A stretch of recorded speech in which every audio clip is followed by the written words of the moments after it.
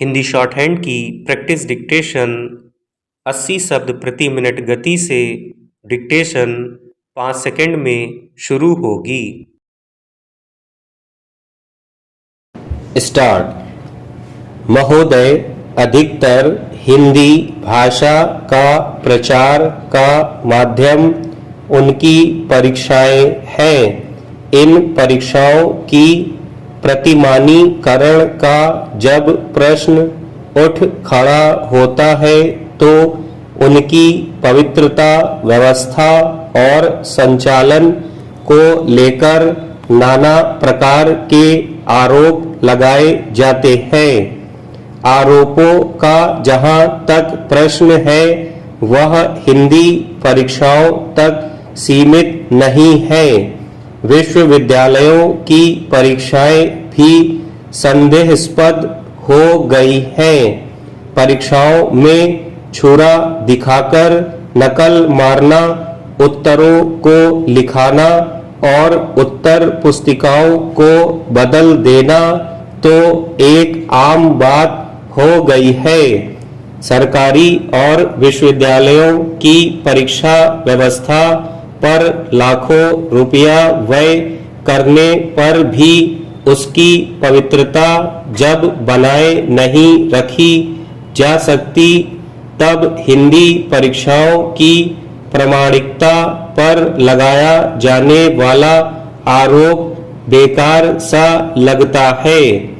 हिंदी के प्रचार प्रसार का कार्य सिर्फ भाषा मात्र का कार्य नहीं है, वह भारतीयता के उन्नयन एवं विकास का भी कार्य है। हिंदी एवं भारतीय संस्कृति को बराबर उजागर करना भी मुख्य कार्य है। हिंदी जन आंदोलन की भाषा बनी। जनता में राष्ट्रीय चेतना जागृत करने के लिए हिंदी को राष्ट्र के नेताओं ने अपनाया। राष्ट्रीय नेताओं के आदर्शों को अपनाकर हिंदी का प्रचार प्रसार देश भर में फैला और अबाध गति से चल रहा है। आज की स्थिति में हिंदी एवं भारतीय भाषाओं के कार्यकर्ताओं, प्रेमियों और साहित्यकारों को और भी सजग होकर कार्य करने की आवश्यकता है। अन्यथा हिंदी के प्रचार प्रसार का कार्य जो पिछले 85 वर्षों से भी अधिक समय से किया जा रहा है, उसमें कहीं शिथिलता न आ जाए। हिंदी एवं भारतीय भाषाओं को उनका उचित स्थान दिलाने के लिए पहले से अधिक जागरूक होना चाहिए।